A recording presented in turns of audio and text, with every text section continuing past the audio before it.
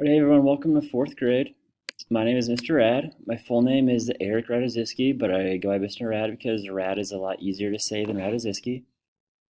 My previous teaching experiences, I taught sixth grade my first year, and then last year I taught fourth grade. For college, I went to K-State and graduated in May of 2017. Mindful morning, this is how we start our mornings. We come in, we put our stuff away, we grab our mindful morning journals, and then it's always up on the screen, and there's always like 4 sentence starters of like how they feel and why, if they feel good, if they feel bad, if they're stressed out. And then there's always a fun random question of the day at the end that they can always answer. And then for breathing, that's our breathing videos. So after we journal, we hear the morning announcements. We usually, turn the lights off, put everything away, and then there's a little short video to where the students just kind of, close their eyes, calm down, relax, and breathe with the video. So just that way, they just kind of, get calm so that they're ready to start their day at school. This is what our daily schedule look like, and you can see every day it is pretty much the same thing.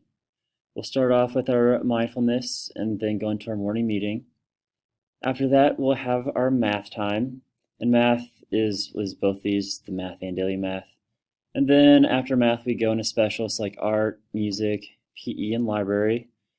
Then after specials, we'll come back, and then we'll go out to recess. And then when we come back in from recess, the grammar and reading core time, those are combined. So from 11:30 to 12:15 is our reading core time with our whole group.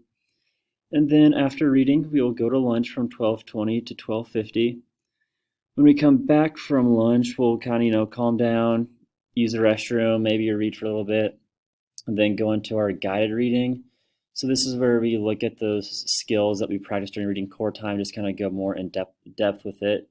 And sometimes we may move some kids around, to go to their best spot or their best activity to help them out of where they're at that moment. And then after we have guided reading, we will have our second recess from 2 to 2:15. And then we will come back in from recess, and that is whenever we will have our social studies and science time. Usually we'll do maybe social studies for about 2 weeks, science 2 weeks, or maybe one for a week and then one for the other week. It just kind of depends on what we are learning about then. And then after social studies and science, we will get packed up and we will dismiss. BIST, that is something that we focus on here at school, and just the easy thing to understand for BIST is that there are 3 goals for life, and that is I can make good choices even if I am mad, I can be okay even if others are not okay, and I can do something even if I don't want to or if it's hard. And then going back to BIST, there are always 2 rules that we have, and that is that it is never okay to be hurtful and it is never okay to be disruptive. Here we have accountability through kindness. So I am here when you need help, so I will always give you a warning. So that's like one redirect, so to kind of redirect, to get you back to what you are supposed to be doing. But then after that one redirect, if that doesn't work, then you'll move to the safe seat, and then at the safe seat, you're still involved with the lesson and activities. So if you're at the safe seat, it's not like that you're like in trouble, it's just to get you to a certain spot so you can be successful in class, because the previous spot that you're just at wasn't very successful for you. But if for some reason the safe seat you're still not having a very successful time, then you'll go to a buddy room, and that is a seat in another teacher's classroom, just to give you some time to think, and so you can return back to the safe seat. So if you get moved out of the buddy room, then you work your way back. So it'll go normal classroom seat, but then if that doesn't work, safe seat, that doesn't work, buddy room. And then if you're showing that you're able to do better, then you go from the buddy room back to the safe seat and the normal classroom. If that's good, then back to your normal seat. Next slide is student expectations, and this is just what I already said, but just wanted to reiterate what I said, is that a huge part of creating an awesome class community is by following through on these 2 expectations. Once again, it's never okay to be disruptive, and it's never okay to be hurtful. Okay, so here we go. We have the good stuff. We have our Starbucks. The whole school participates. And these are like little paper slips at our school that they can use for like certain rewards.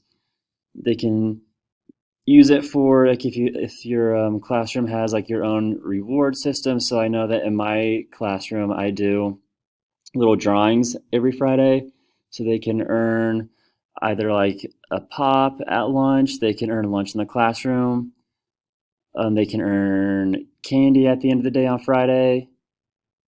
Oh, they can also, oh my gosh, I just blanked on it. Oh yeah, they can also have flexible seating. So I know that sometimes we have like different types of chairs that they can sit in. So there's other things that they can do for that. And I know that we also have a Starbucks store, so a store that the school has that they can spend their Starbucks at. So there's multiple ways that they can use their Starbucks.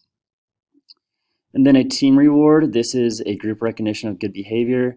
When everyone is working together, making good choices, the class can earn, no, it says earn a marble, but it's just like earning like a point. And then once they get a certain amount of points, I think it's like 25, then the whole class chooses what they want their reward to be. Technology. Within the first couple weeks, each student will be getting their same iPad back from last year. I'm excited for all the terrific ways we'll be able to enhance learning in our classroom through this great advice, especially with how, the way the world is going with technology, being able to, work an iPad, doing different things than just the pencil and paper. I mean, it's a whole bunch of fun things that they can do. They can record things, they can create things, they can create a pic collage. So that we're going to be doing a whole bunch of things with their iPad. And iPads will be able to go home too, but not right away. Then I will be sharing more information about that once, we get the iPads distributed and learn more about those. Our curriculum for math, we mainly follow Engage New York and sometimes Zern. For reading and language arts, we mainly use Wonders, but we also utilize other resources that follow those same standards. But Wonders is something that we do follow quite a bit. Science and social studies, these are at the same time, like I said, during our daily schedule. So our plan is to do one until one unit is over with and then switch subjects back and forth. And I believe that we're going to start with science, but please do not quote me on that. Homework policy. This is the district homework policy. Homework will not be sent home unless it is an assignment that the student cannot finish in school. Our entire fourth grade is following this policy. We do, though, highly encourage reading every day for 15 to 20 minutes, and we will be starting monthly reading challenges. We also highly recommend practicing math facts at home to encourage memorization. And there will still be spelling words in a spelling test every week. Sometimes it says every other week, but sometimes it'll be every week. Sometimes our Wonders will take us through 2 weeks. So sometimes it's every week. Sometimes we have the same words for 2 weeks in a row. But there'll only be one test, and it'll be that second week if it extends onto that second week.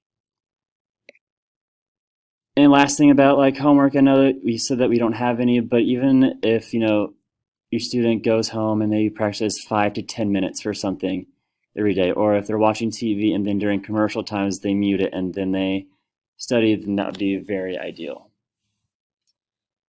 Birthday treats. This is, I know it says new rule, but it was a new rule that went into effect last year, and they're going into it this year, but there are no birthday treats. You cannot bring any food for any birthday treats.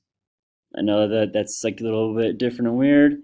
Maybe what we may be used to. I know that I never didn't have that growing up, but you cannot bring in any food whatsoever for birthdays.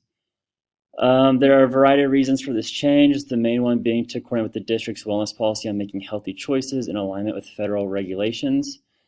So instead, a student may bring in other items like stickers, pencils, etc. And for me, I usually let students pick a class game to play for their birthday. I know I always give them Starbucks. So that they could bring in maybe some other small toy for the class. They can bring in maybe like a couple balloons that hangs by their chair. But once again, just no treats. Communication between us. Usually emails through Skyward. My email is my first and last name, Eric Raduzycki at smsd.org. And the phone number, which is for the office, is listed right there, 913-993-4500. And then for communication after school, please give me a heads up if you would like to talk on the phone or meet in person for a conference. If I don't know that you're going to call or come in, then there's probably a good chance that you won't be able to find me or meet me, since I usually leave within the first, I don't know, 30 minutes to an hour after school. So if you'd like to set up a conference, then please just email me and I'll be very happy to set up a time for us to talk.